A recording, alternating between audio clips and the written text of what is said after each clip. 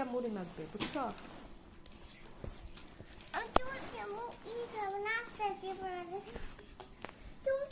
আগের দিনের তরকারি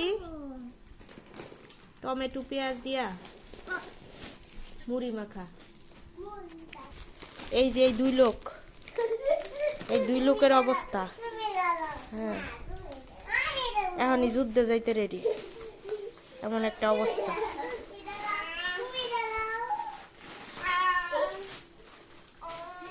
এটা হইতেছে সন্ধ্যার নাস্তা।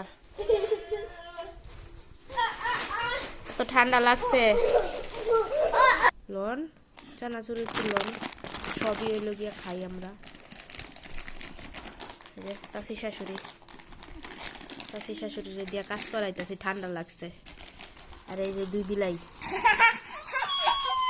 যারা খালি জ্বালানের কাজেই থাকে। এটা হইতেছে সকালের না, সরি, মাথা মতো সব গেছে আমার। সন্ধ্যার নাস্তা, হেল্পিং হ্যান্ড, চাষি শাশুড়ির হেল্পিং হ্যান্ড।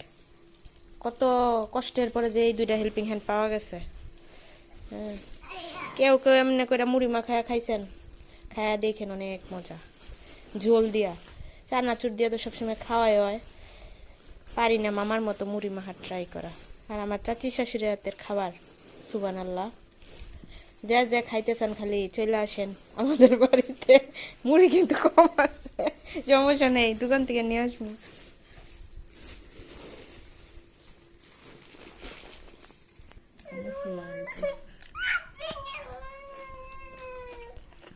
মাশাআল্লাহ, টেস্ট হয়েছে। আমার কাছে কেমন হয়েছে? ভালো হয়েছে। কাঁচা মরিচ নাই, তরকারির জ্বালা খান। ধনে পাতা নেই, সমস্যা নেই, টেস্ট লাগতো। হ্যাঁ, তুমি না খাইতা না? চিকেন দা খাবো, মুড়ি খাও। আলহামদুলিল্লাহ। কার কাছে ভালো লাগে জানেন? আল্লাহ হাফেজ। একটু খাই আর কি।